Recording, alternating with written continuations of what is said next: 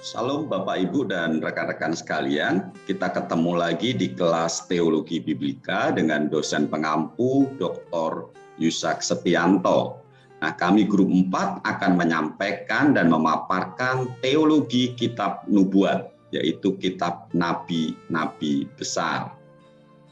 Kalau kita bicara nubuat, apa itu nubuat? Nubuat adalah sejenis prediksi terhadap suatu kejadian berdasarkan pada tindakan dan perkataan seorang nabi. Nah, di Perjanjian Lama ada kitab-kitab nubuat. Ada yang dinamakan dengan kitab nabi-nabi besar. Ada 5 kitab di sana. Dan kemudian ada kitab nabi-nabi kecil. Ada 12 kitab di sana. Mulai dari kitab Hosea sampai dengan kitab Maleaki. Nah, kami grup 4 akan membahas mengenai kitab nubuat dari kitab nabi-nabi besar. Yesaya, Yeremia, Ratapan, Yeskiel, dan Daniel. Saya akan memberikan pengantarnya, kemudian nanti rekan-rekan kami yang lain akan membahas satu persatu setiap kitab ini. Kitab Yesaya tujuan ditulis adalah memanggil bangsa Yehuda untuk kembali kepada Allah dan menceritakan tentang keselamatan dari Allah melalui Mesias. Ditulis pada tahun 700 sebelum Masehi oleh Yesaya bin Amos. Tapi di pasal 40 sampai 66 diperkirakan ditulis pada tahun 681 sebelum Masehi. Kitab Yesaya ini berisi prosa dan puisi serta menggunakan personifikasi, di mana menganggap sifat-sifat manusia dimiliki juga oleh makhluk-makhluk ilahi atau benda-benda mati. Di kitab Yesaya ini juga kita akan menemukan prediksi yang menubuatkan baik peristiwa yang segera terjadi maupun peristiwa yang jauh akan terjadi pada masa depan sekaligus. Kemudian yang kedua, kitab Yeremia ini ditulis dengan tujuan untuk mendorong umat Allah untuk meninggalkan dosa-dosa mereka dan kembali kepada Allah. Ditulis oleh Yeremia pada tahun 627 sampai 586 sebelum Masehi. Kitab Yeremia ini merupakan suatu kombinasi antara sejarah, puisi, dan biografi. Di dalam kitab Yeremia ini juga kerap memakai simbolisme untuk menyampaikan pesannya. Yang ketiga, kitab Ratapan ditulis untuk mengajar orang bahwa tidak menaati Allah berarti mengundang bencana, serta juga menunjukkan bahwa ketika umatnya menderita, Allah juga menderita. Kitab ini juga ditulis oleh Yeremia pada tahun 586 sebelum Masehi. Di kitab Ratapan ini ada 3 elemen, yaitu nubuat, ritual, dan hikmat. Nah, ditulis dalam irama dan gaya nyanyian atau lagu singkat untuk perkabungan. Nah, di dalam kitab Ratapan ini berisi 5 puisi yang berkaitan dengan 5 pasal. Kitab Nabi besar yang keempat adalah Yeskiel, di mana kitab ini memberitahukan penghukuman Allah atas Israel dan bangsa-bangsa lain, serta akhirnya menubuatkan keselamatan umat Allah. Ditulis oleh Yeskiel pada tahun 571 sebelum Masehi. Yeskiel ini nabi sejaman dengan Yeremia, tetapi lebih muda. Nah, Yeskiel ini menulis dan bernubuat kepada orang-orang yang telah dibuang ke Babel. Kitab kelima dari kitab nabi-nabi besar ini adalah Daniel, di mana kitab ini ditulis untuk memberikan catatan sejarah tentang orang-orang Yahudi yang setia, yang hidup dalam pembuangan. Juga menunjukkan bahwa Allah berkuasa atas langit dan bumi. Ditulis oleh Daniel pada tahun 605 sebelum Masehi. Nah, ciri-ciri daripada kitab Daniel ini kita akan menemukan banyak simbol-simbol sehingga dikatakan ini merupakan penglihatan apokaliptik dari Daniel yang menunjukkan tentang rencana Allah untuk berbagai zaman. Termasuk juga kita akan melihat di kitab Daniel ini prediksi langsung mengenai Sang Mesias. Demikian pengantar kitab Nabi-Nabi besar, kita akan membahasnya setiap kitab satu persatu. Selamat mengikuti.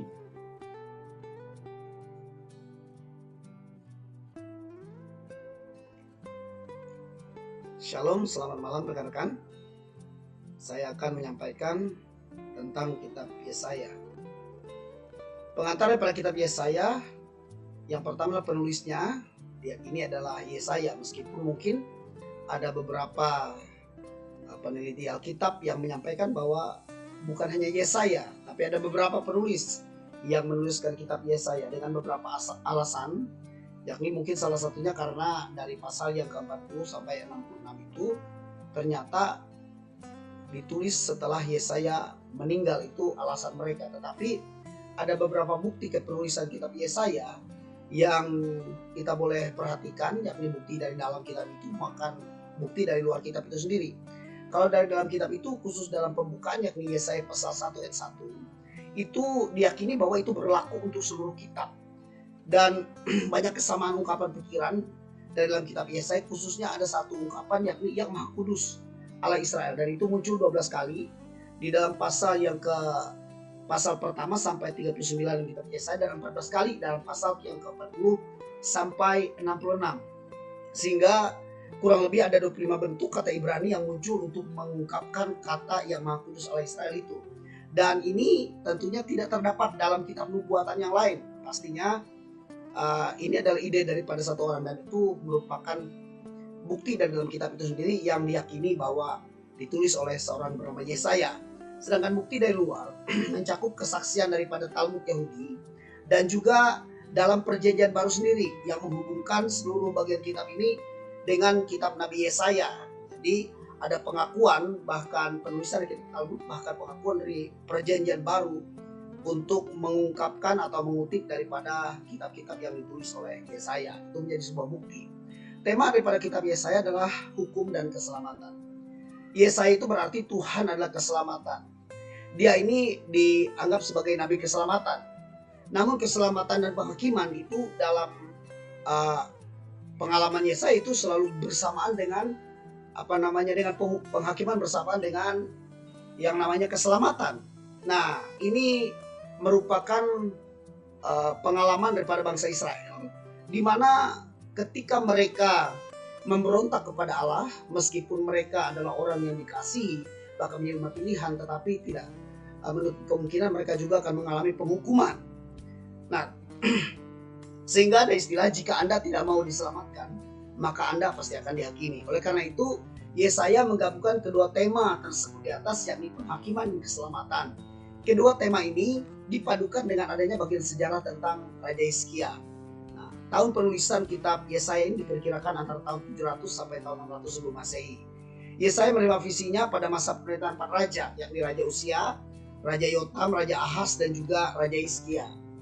Kalau kita melihat daripada kehidupan beberapa raja ini, bisa dilihat bahwa Raja Usia itu wafat sekitar tahun 740 sebelum Masehi dalam dan kemudian Raja Hizkia itu diperkirakan juga wafat pada tahun 687 sebelum Masehi. Jadi bisa dipastikan dalam visi-visi Yesaya itu mencakup kurun waktu yang tertulis dalam beberapa raja yang telah memerintah di Israel pada waktu itu.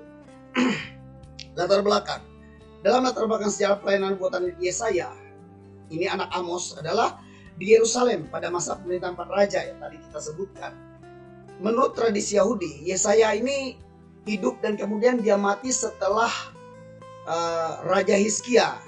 Karena apa? Karena setelah Raja Hizkia maka diganti oleh seorang raja yang bernama Manasye, putra Hizkia, dan Manasye ini sangat jahat, sehingga Manasye ini membunuh Hizkia dengan cara digergaji menjadi 2 bagian. Nah, jadi dipastikan bahwa Yesaya ini meninggal setelah Hizkia meninggal juga. Yesaya rupanya berasal dari keluarga kalangan atas di Yerusalem. Dia ini orang yang sangat berpendidikan, memiliki bakat sebagai pengubah syair, berkarunia nabi, mengenal keluarga raja dan memberikan nasihat secara nubuat kepada para raja mengenai politik luar negeri Yehuda. Makanya di dalam nasihat-nasihat yang disampaikan oleh Yesaya kepada raja itu selalu berhubungan dengan politik. Yesaya dipandang sebagai nabi yang paling memahami kesusastraan dan berpengaruh dari semua nabi yang menulis kitab. Nah, ia ini menikah dengan seorang wanita yang berkarunia nabi juga. Dan kedua pasangan ini memiliki 2 orang putra yang mengandung pesan juga secara simbolik bagi bangsa itu. Namanya ada Shear Yesub, artinya bagian sisa itu akan kembali, dan Maher Salal Hasibas, yang artinya juga dengan cepat menjarah, dengan tangkas memperoleh rampasan. Yesaya hidup sejaman dengan Hosea dan Mika dalam penulisan atau dalam kenabiannya. Ia bernubuat selama perluasan yang mengancam kerajaan Asyur. Jadi keruntuhan terakhir Israel itu yang dilakukan oleh kerajaan Asyur di sana, Yesaya ada. Dan kemerosotan moral, kemerosotan rohani di Yehuda di bagian selatan. Nah, Yesaya memperingati Raja Yehuda pada waktu itu masalah politik. Ahaz tidak mengharapkan bantuan dari Asyur melawan Raja Yehuda namanya Ahaz, supaya tidak mengharapkan bantuan dari Asyur melawan Israel dan Aram. Ia mengingatkan Raja Hizkia setelah kejatuhan Israel 712 Masehi, jangan mengadakan persekutuan dengan bangsa asing. Ia menasihatkan kedua raja itu untuk tetap percaya kepada Tuhan, sebab perlindungan mereka adalah hanya Tuhan. Yesaya berpengaruh besar atau pengaruh yang sangat besar pada zaman pemerintahan daripada Raja Hizkia. Tujuan tulisan kitab ini adalah ditulis untuk menyampaikan penghukuman Allah dan juga penyelamatan Allah, baik kepada bangsa Israel sendiri maupun kepada bangsa lain. Penghukuman mengenai pembuangan bangsa Yahudi, kemudian ada janji penyelamatan Allah yang puncaknya nubuatan itu pada kedatangan Mesias, yakni keturunan Daud. Dalam kitab Yesaya ini ada bentuk penulisan yang bisa dibagi dari seluruh kitab. Paling tidak ada 3 pembagian. Yang pertama disebut dengan Proto Yesaya. Itu antara pasal 1 sampai 39. Yakni berasal dari zaman ketika Yehuda, kerajaan selatan, diancam oleh Asyur, negara tetangga yang sangat kuat itu. Yesaya menyadari sebenarnya yang mengancam kehidupan Yehuda itu bukan Raja Asyur sebenarnya, tetapi karena dosa daripada bangsa itu sendiri. Karena itu bangsa itu tidak taat dan kurang percaya kepada Tuhan, baik dengan kata-kata maupun perbuatan mereka. Sehingga Nabi Yesaya mendorong rakyat serta para pemimpin mereka untuk hidup menurut kehendak Tuhan dan berlaku adil. Ia mengingatkan umat juga akan celaka dan binasa kalau mereka tidak mendengarkan Tuhan. Dan dalam hal ini, dalam khususnya pada pasal 1 sampai 39 ini, Yesaya juga meramalkan perdamaian dunia dan kedatangan seorang keturunan Daud yang akan menjadi raja yang diidam-idamkan. Bagian kedua dari Yesaya ini disebut dengan Deutero Yesaya pada pasal 40 sampai 55. Ini ditujukan kepada orang-orang Yehuda. Mereka akan hidup di pembuangan di Babel. Itu dinyatakan oleh Yesaya. Mereka dalam keadaan hancur tanpa harapan.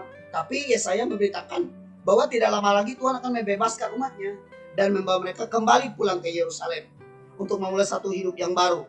Jadi tema penting daripada bagian ini bahwa Tuhan itu adalah Tuhan yang menguasai sejarah, dan bahwa Ia merencanakan untuk mengutus umatnya ke segala bangsa untuk memberkati mereka. Jadi saudaraku dikasih Tuhan, ini disebut dalam pasal yang ke-40 sampai yang ke-55. Kemudian bagian yang ketiga, Trito Yesaya. Di dalam pasal yang ke-56 sampai pasal 66, bagian terbesar ini ditujukan kepada bangsa Israel yang sudah kembali dari Yerusalem. Jadi mereka ini perlu diyakinkan bahwa Tuhan akan memenuhkan seluruh janjinya kepada bangsa itu. Perhatian khusus ini diberikan kepada cara hidup yang benar, keadilan juga dengan cara hidup mereka merayakan Sabat, mempersembahkan korban dan doa. Jadi ayat penting ialah dalam pasal 61 ayat 1 sampai 2 yang juga dipakai oleh Yesus untuk menyatakan panggilannya ketika Ia memulai tugasnya di tengah-tengah dunia. Ada ciri khas daripada kitab Yesaya, kurang lebih 8 ciri khas, ciri khusus. Yang pertama adalah bagian besar kitab ini ditulis dalam bentuk syair Ibrani dan sebagai karya sastra yang indah, berkuasa dan beraneka ragam dalam syairnya. kekayaan kosakata Yesaya mengungguli semua kitab daripada perjanjian lama lainnya.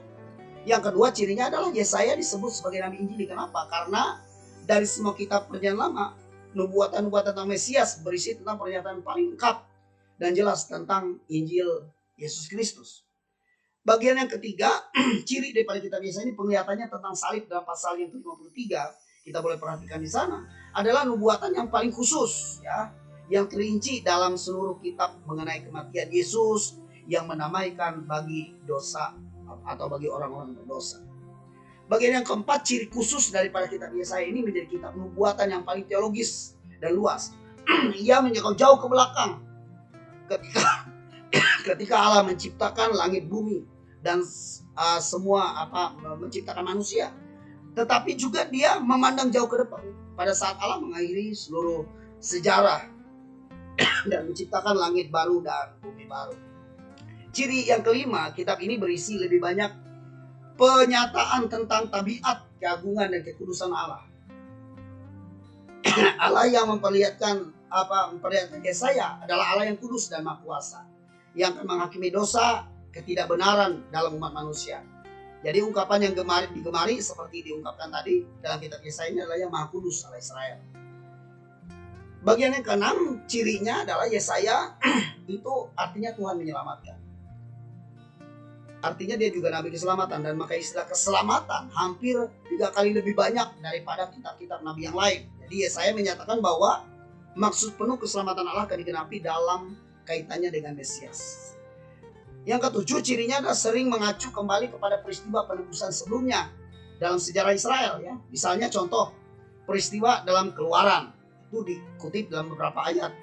Kemudian pemusnahan Sodom dan Gomora dalam Yesaya 1:9. Kemenangan Gideon atas suku Midian di sana.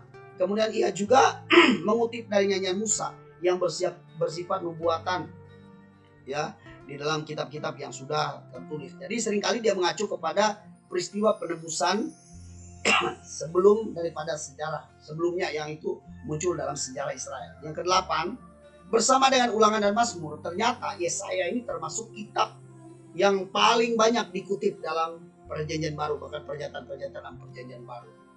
Kalau kita boleh melihat garis besar daripada kitab Yesaya, saya akan menyampaikan dengan cepat saja. Garis besarnya adalah penghakiman, isi dan pengutusan, Immanuel, musuh-musuh negeri, nyanyian keselamatan, musuh anak-anak Allah, raja yang membawa keadilan, sumbangan bersejarah, pengantar, Allah yang tidak ada bandingannya, penderitaan dan keselamatan, mengunggah suara hati, keselamatan sudah datang, kerendahan hati Allah, surga dan dunia yang baru. Nah, kalau kita bisa melihat beberapa contoh saja yang saya kutip dalam penggenapan apa yang ditulis dalam kitab Yesaya atau nubuatan kitab Yesaya. Contohnya Yohanes Pembaptis sebagai pendahulu yang ditentukan itu ditulis dalam Yesaya 40:3-5, ditulis juga dalam Matius pasal 3:1-3. Penjelmaan dan ketuhanannya dalam Yesaya 7:14 kemudian muncul di dalam Perjanjian Baru dalam Matius 1:22-23. Masa remaja Yesus muncul juga. Kemudian misinya bahkan sampai kepada ketaatan dalam Yesaya 55 dan muncul di Ibrani pasal 5 ayat yang ke-8. Masih banyak yang lain lagi yang bisa kita temukan penggenapan daripada nubuatan di dalam kitab Yesaya. Pesan daripada kitab Yesaya ini tentang kesucian. Jadi Allah Israel itu Allah yang Maha Kudus. Kemudian Yesaya dipanggil oleh Allah yang Maha Kudus. Allah memanggil Yesaya tempat yang Maha Kudus dari rumahnya. Walaupun Yehuda akan dibinasakan, sisanya yang kudus akan diselamatkan. Itu berbicara kekudusan kesucian tadi. Gunung Sion, tempat Yerusalem akan didirikan, harus menjadi gunung yang kudus. Menjadi suci berarti lain atau memisahkan diri. Ini adalah terjemahan kata kudus daripada bahasa Ibrani. Kemudian jalan yang ditempuh oleh umat Allah adalah jalan kekudusan. Dahulu ada salah satu panggilan untuk kekristenan adalah jalan. Itu ditulis pesan daripada kitab Yesaya. Pesan berikutnya adalah kebenaran. Yesaya menuliskan tentang keadilan kebenaran berjalan bersama-sama.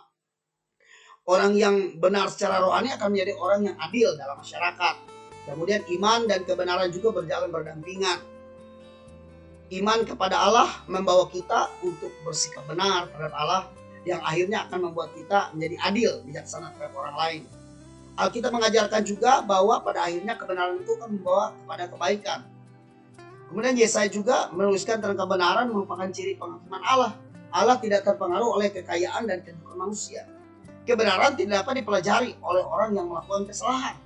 Lingkungan yang baik dari seorang tidak menjadi jaminan mutlak akan menjadikan orang itu baik. Tapi kebenaran adalah satu hal yang mutlak. Nah, pemerintahan Mesias merupakan pemerintahan yang adil. Itu ditulis oleh Yesaya pesan khususnya. Pesan berikutnya adalah tentang penghakiman. Menurut Yesaya ada dua macam penghakiman. Penghakiman manusia, yang kedua adalah penghakiman Allah. Kita harus berlaku adil, itu kalau penghakiman manusia. Terbuka jujur dalam segala hal menyangkut penghakiman. Penghakiman Allah, kita tidak dapat menghindari hal ini. Dengan cara apa? Dengan cara inilah Allah membereskan hal-hal yang dipandang tidak adil dalam kehidupan. Jadi tentang penghakiman, Yesaya mencatatkan ada dua jenis penghakiman. Nah, tentang kedatangan Tuhan, hari kedatangan Tuhan erat memang hubungannya dengan penghakiman. Tetapi hari itu juga merupakan hari pada waktunya segala dibereskan. Damai, memerintah, kedua aspek ini, kedua aspek dari kedatangan Tuhan ini adalah yang selalu menjadi daripada tema Yesaya. Demikian dan dilanjutkan oleh rekan berikutnya.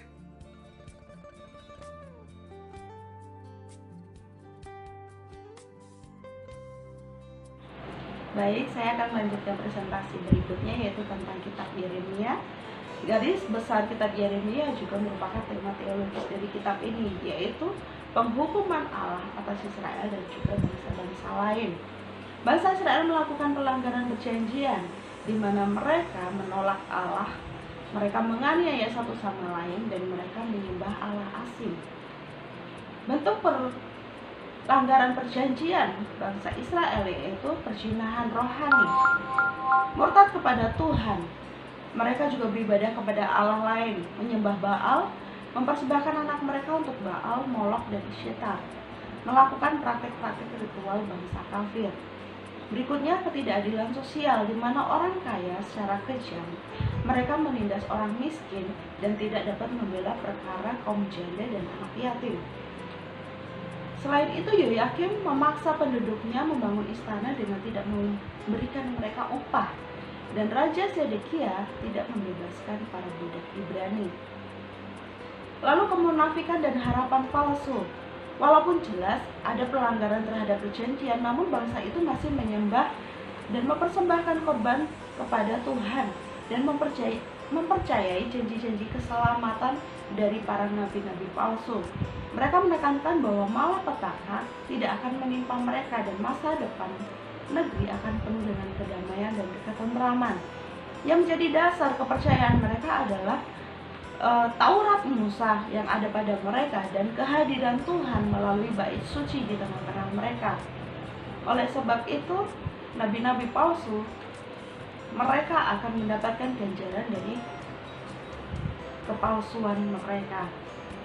Berikutnya yaitu menolak firman Allah. Bukti paling nyata penolakan bangsa itu terhadap otoritas Tuhan ialah perlakuan kasar mereka kepada para pemberita kenabian yang setia menyatakan firman Tuhan. Salah satunya ialah Yeremia yang sering mendapat penyiksaan dari mereka. Oleh sebab itu, Allah akan menghukum bangsa Israel. Hukuman Allah akan datang dari kerajaan-kerajaan dari utara. Kutuk-kutuk perjanjian akan diwujudkan, di mana ada kelaparan dan penyakit sampar akan menyapu negeri itu dan memakan habis hasil pertanian mereka, memusnahkan penduduknya dalam jumlah yang besar. Perempuan-perempuan akan meratap karena maut menyusup melalui jendela-jendela rumah mereka dan merampas nyawa anak-anak pemuda. Dan klimaks dari hukuman Tuhan ialah orang-orang yang selamat dari bencana di atas, mereka akan diserahkan di antara bangsa-bangsa. Dan Yehuda, bangsa Israel, akan menjadi hamba Babel selama 70 tahun. Selain itu, penghukuman yaitu bait suci dirobohkan. Lalu nubuatan itu digenapi. Pada pasal yang terakhir menjelaskan bagaimana nubuat hukuman digenapi Nebukadnezar yang mengepung Yerusalem sejak tahun 588 sebelum Masehi hingga Juli 586 sebelum Masehi. Di akhir masa itu kelaparan menimpa negeri itu. Raja Zedekia berusaha untuk menyelinap keluar dari kota tersebut, namun mereka ditangkap oleh orang Babel. Nebukadnezar membunuh para putra Zedekia di depannya dan membutakan mata raja, lalu menawannya di Babel. Bulan Agustus 586, bangsa Babel menyerbu kota itu, menjarah dan menghancurkan bait suci, lalu menawan ribuan orang ke dalam pembuangan. Tetapi janji pemulihan di masa yang akan datang dijanjikan oleh Tuhan, yaitu kepulangan dari pembuangan ke tanah perjanjian. Kemudian berkat-berkat dipulihkan, yaitu ada kesembuhan rohani dan berkat-berkat ilahi dicurahkan. Tuaian yang berhasil tidak meratap lagi dan mereka menjadi berkat bagi bangsa-bangsa lain. Pemulihan berikutnya yaitu Sion didiami kembali, pembangunan kembali atas Yerusalem, dan kemuliaan Allah turun atas Yerusalem, dan Yerusalem menjadi pusat bangsa-bangsa lain. Lalu adanya kepemimpinan yang baru, yaitu kehadiran Mesias dan Imam Lewi, dan ada perjanjian yang baru antara bangsa Israel dengan Allah. Pengenapan dalam perjanjian baru pada Yeremia terutama dikutip dalam PB berkenaan dengan nubuatannya tentang perjanjian baru. Sekalipun Israel dan Yehuda berkali-kali melanggar perjanjian-perjanjian Allah dan kemudian dihancurkan dalam hukuman akibat kemurtatan mereka, Yeremia menubuatkan suatu saat ketika Allah akan mengikat perjanjian yang baru dengan mereka. PB menjelaskan bahwa perjanjian yang baru ini ditetapkan dengan kematian dan kebangkitan Kristus, dan kini digenapi dalam gereja selaku umat perjanjian Allah, perjanjian baru Allah, dan akan mencapai puncak kesempurnaan dalam penyelamatan Israel yang luar biasa. Bagian-bagian lain tentang Mesias di Yeremia diterapkan kepada Yesus Kristus dalam PB adalah di mana Mesias sebagai gembala yang baik dan tunas Daud yang adil. Yang kedua yaitu ratapan yang hebat di Rama, digenapi saat Herodes berusaha membunuh bayi Yesus. Dan berikutnya semangat Mesias akan kesucian rumah Allah ditunjukkan ketika Yesus menyucikan bait Allah. Lalu berikutnya yaitu penghukuman Allah terhadap bangsa-bangsa. Di antaranya yaitu Mesir, Filistin, Moab, Amon, Edom, Damsyik, Arab, Elam, Babel, dan pelanggaran yang mereka lakukan yaitu mereka menjarah Israel. Mereka tidak menghormati bait suci dan menganiaya Israel, dan ada kesombongan di dalam diri bangsa tersebut. Oleh sebab itu Allah menghukum mereka dengan adanya pertumpahan darah di bangsa mereka dan akan terjadi kehancuran. Tetapi di sini Tuhan juga menjanjikan pemulihan atas bangsa-bangsa tersebut.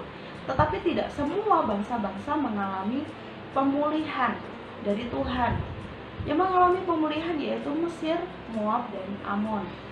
Mereka akan memuji dan menyembah Allah, lalu mendiami kembali negeri mereka.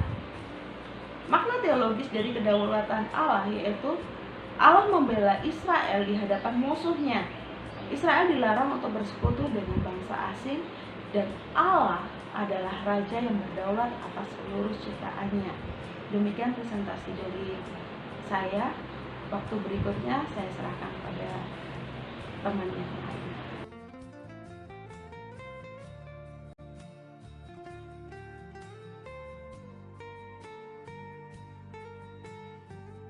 Shalom, saya akan melanjutkan presentasi berikutnya mengenai kitab Ratapan. Dan secara tradisional diakui bahwa Yeremia sebagai penulis kitab ini dan ditulis sekitar tahun 586 sebelum Masehi setelah Yerusalem dihancurkan oleh Babel. Nah, kitab ini sebenarnya berisi mengenai ratapan dan permohonan doa dari penulis yaitu Yeremia akan pemulihan dan harapan dipulihkannya kembali Yerusalem. Sebenarnya melalui doa daripada Yeremia terdapat sebuah teladan bagi umatnya. Kenapa? Setiap umatnya seharusnya mendekati Allah setelah menerima hukuman dari Allah. Nah, melalui krisis, umatnya dapat sungguh-sungguh merenung dan mengerti karakter Allah serta hubungannya dengan umatnya. Jadi di balik sebuah permasalahan krisis yang dialami, nah terdapat pelajaran bahwa melalui krisis tersebut umatnya bisa mengenal karakter Allah, bisa mengenal secara sungguh hubungan antara Allah dengan umatnya. Nah, inti tema teologis dari kitab Ratapan ini ada dua. Yang pertama, murka hukuman Allah bukanlah akhir dari segalanya. Yang kedua, Allah yang penuh kasih, belas kasihan, dan yang setia menjadi harapan masa depan dan pemulihan bagi umat. Jadi ketika Babel menyerang dan menghancurkan Yerusalem, itu bukan akhir dari segalanya, tapi dibalik daripada Allah yang penuh kasih, belas kasihan, dan yang setia tadi, itu menjadi sumber pengharapan bagi umatnya agar Yerusalem kembali dipulihkan. Nah, kenapa bisa terjadi seperti itu? Kita mengetahui bersama bahwa ketaatan akan mendatangkan berkat, baik keamanan dan keberhasilan. Tetapi ketidaktaatan itu akan membawa sebuah kutuk kekeringan, serangan musuh, kekalahan dan pembuangan. Jelas memang bangsa Yehuda, mereka disebut sebagai tidak taat, makanya mendapatkan hukuman. Nah, makanya di dalam kitab Ratapan sebenarnya disebutkan bahwa Allah itu bertindak sebagai hakim.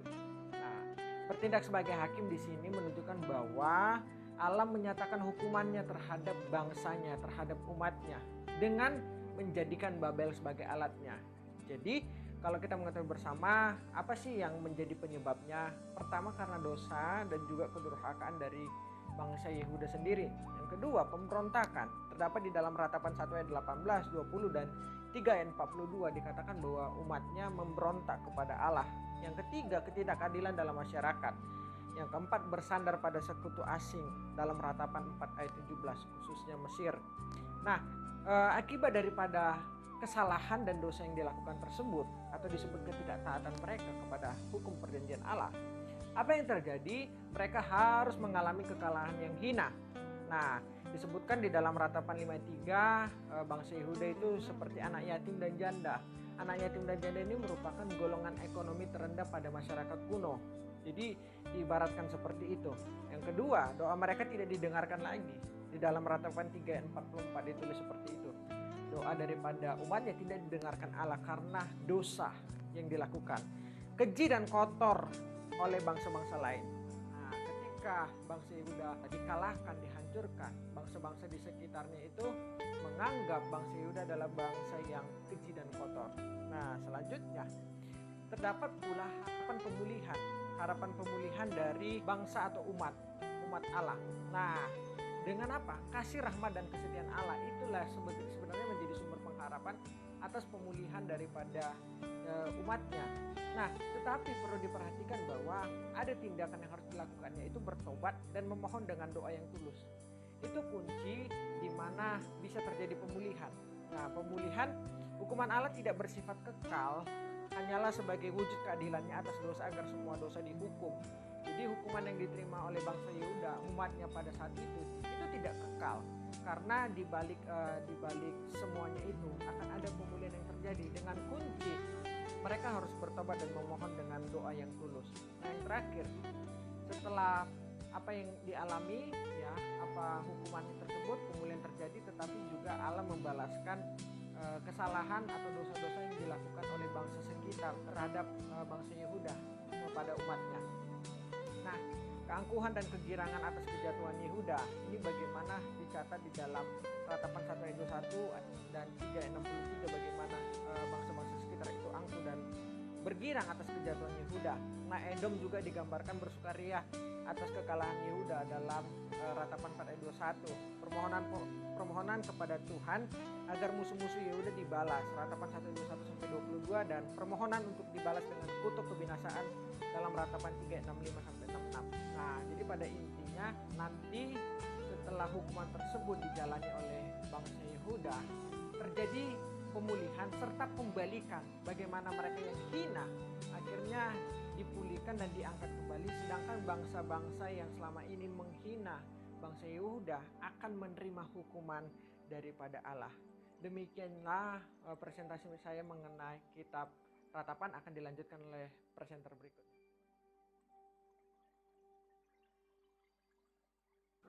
Shalom Bapak Ibu Saudara, saya akan melanjutkan presentasi yaitu tentang teologi kitab Yehezkiel. Nah, pertama kita akan melihat dulu tentang Nabi Yehezkiel. Yehezkiel adalah imam dan nabi besar pada masa pembuangan yang menyampaikan pesan-pesannya antara tahun 592 sebelum Masehi dan 570 sebelum Masehi. Yehezkiel menjadi tawanan Babel dalam gelombang pembuangan kedua pada tahun 598 sebelum Masehi dan menghabiskan sisa hidupnya bersama orang-orang buangan di Mesopotamia yang tinggal di sekitar Sungai Kebar. Yehezkiel berjumpa dengan Tuhan melalui epifani dan teofani. Pesan-pesannya berisi kritikan kepada para pemimpin agama di Yerusalem yang melakukan penyimpangan dalam peribadatan dan melakukan penyembahan berhala. Ia juga menyampaikan pesan tentang pemulihan eskatologis Israel, yaitu pembangunan kembali bait suci. Nah, tema teologis kitab Yehezkiel sendiri, tema utamanya adalah Allah yang menyatakan dirinya, yang tergambar dalam beberapa tema berikut yang akan kita lihat bersama. Yang pertama adalah epifani. Fokus utama ini muncul pada bagian awal kitab Yehezkiel. Maksud dari epifani Allah adalah untuk memperkenalkan Allah Israel yang hidup dan begitu besar kemuliaannya. Yang kedua, Israel yang melanggar perjanjian. Israel telah melanggar perjanjiannya dengan Allah yang besar itu. Adapun Yehezkiel membagi ketidaktaatan atau pelanggaran Israel dalam 3 kelompok, yaitu pelanggaran pelacuran, penyembahan berhala, dan pelanggaran hukum atau ketetapan.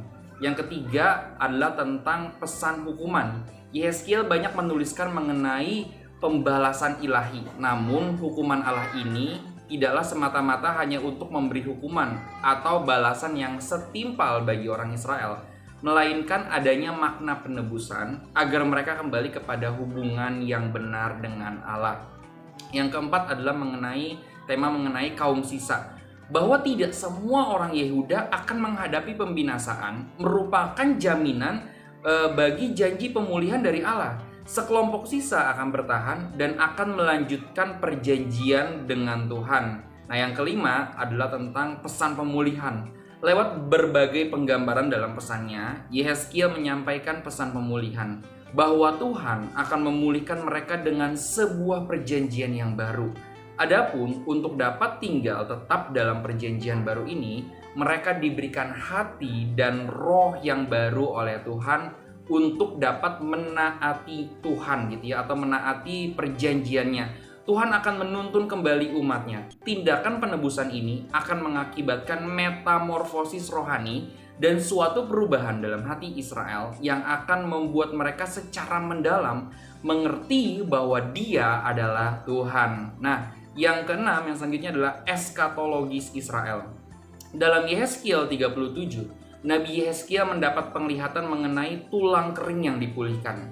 Ajaibnya, tulang-tulang yang sudah amat kering ini dalam sekejap mata bergabung menjadi kerangka, lalu dibungkus dengan daging dan otot, lalu finalnya dia menjadi makhluk hidup. Nah, tulang kering yang dimaksud ini adalah bangsa Israel, di mana pada masa akhir atau akhir zaman Tuhan akan mengumpulkan mereka dari ujung-ujung bumi menjadi satu negeri dan mempunyai satu raja dari keturunan Daud. Mereka tidak akan jatuh lagi ke dalam penyembahan berhala karena telah dikuduskan oleh Tuhan.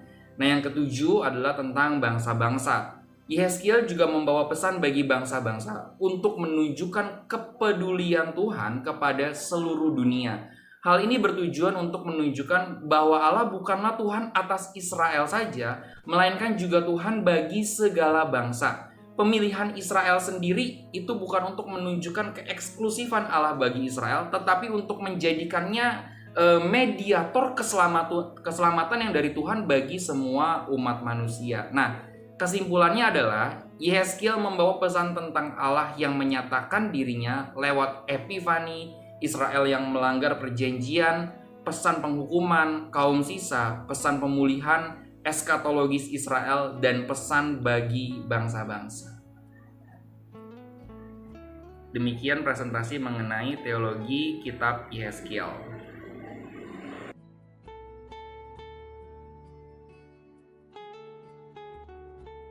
Ya Bapak Ibu, saya lanjutkan ke teologi kitab Daniel. Inti teologisnya adalah tentang kedaulatan tertinggi gitu. Nah, yang menjadi pertanyaan adalah siapa yang berkuasa di sini? Apakah orang Babel ataukah orang Persia? Karena di sini kerajaan Yehuda kalah dan masuk ke dalam pembuangan di Babel gitu. Nah, kalau gitu siapa yang berkuasa? Ataukah Tuhan yang berkuasa? Kalau Tuhan yang berkuasa, kenapa diizinkan masuk ke dalam pembuangan? Kalau Tuhan yang berkuasa, kenapa orang-orang Yehuda itu tertawan oleh orang-orang Babel? Ataukah justru dari sini kita malah bisa melihat bahwa Tuhan tuh nggak berdaya menghadapi Babel, menghadapi kekuatan besar pada saat itu. Nah, untuk menjawab itu kita perlu meletakkan ini pada porsi yang benar gitu ya, bahwa Tuhan dan Israel itu nggak lepas dari hubungan perjanjian. Jadi ketika Israel melewati batas-batas perjanjian dengan menyembah berhala-berhala bangsa-bangsa lain, kemudian berlaku tidak setia kepada Tuhan, maka pembuangan menjadi akibat daripada ketidaksetiaan itu ya. Jadi saya rasa kita sepakati itu bersama bahwa Tuhanlah yang yang memegang kedaulatan tertinggi dalam inti kitab teologis ini gitu ya. Nah, ada 3 hal yang dibicarakan soal kedaulatan yang tertinggi itu. Di dalamnya ada kedaulatan Allah, yang mana ini berbicara tentang bagaimana Tuhan tuh berkuasa melalui keruntuhan atau kejatuhan Israel dan Yehuda gitu. Nah, kemudian teofani dalam Daniel 10 ayat 5-9 ini dipandang menjadi ini loh, dari sini kita bisa lihat bahwa Tuhan tuh berkuasa. Tuhan tuh punya wewenang untuk datang kepada Daniel. Bahwa kalau misalkan kita lihat di ayat-ayat 5-9 itu, Daniel bahkan sampai jatuh ketika mendengar suaranya. Nah, tentang keyakinan Daniel pada Tuhan itu dipandang sebagai bukti kebesaran kuasa Tuhan. Kenapa begitu? Keyakinan tentang apa?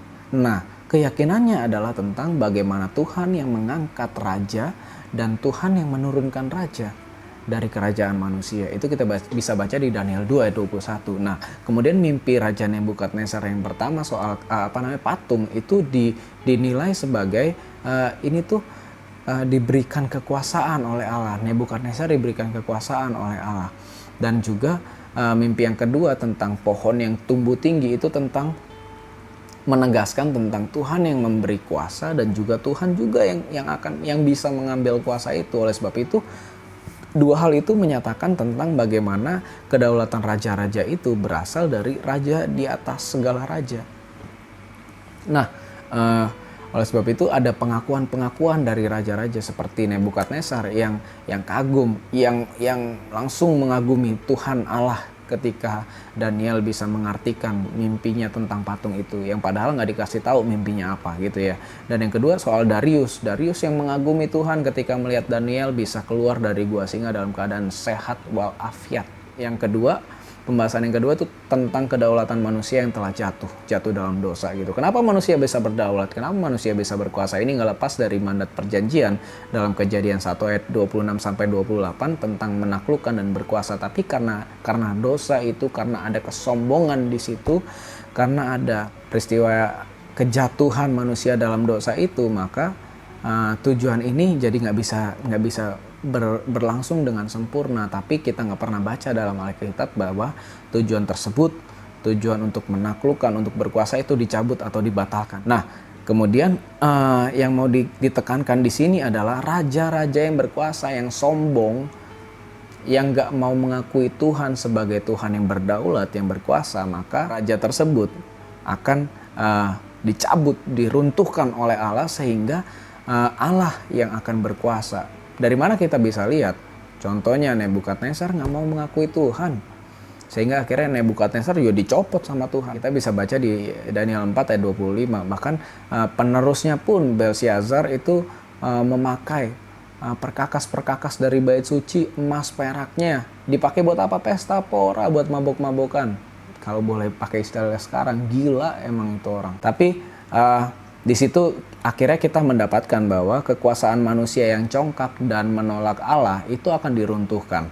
Sehingga yang mau ditonjolkan adalah Tuhan yang berkuasa, Tuhan yang memegang kedaulatan yang tertinggi. Yang ketiga tentang pemulihan kekuasaan universal Allah. Di sini Daniel menyoroti pembaruan perjanjian sebagai dasar pemulihan secara nasional ataupun secara universal. Kita bisa baca dalam Daniel 9 ayat yang keempat sampai 19. Nah, di sini dibutuhkan pertobatan dan kepercayaan kepada Allah supaya pemulihan itu bisa terjadi secara universal. Nah, maka anasir anti-teokratis atau anti dipimpin oleh Allah dalam pengertiannya di sini adalah dunia yang menentang kedaulatan Tuhan itu harus dikalahkan atau dibinasakan. Jadi di sini sekali lagi saya mau tekankan bahwa Tuhan gak hanya mau memulihkan Israel, tetapi Tuhan mau memulihkan bangsa-bangsa. Tuhan mau memulihkan seluruh umat manusia. Kenapa begitu? Karena Tuhan Allah adalah pencipta segala sesuatu. Tuhan Yesus berkati.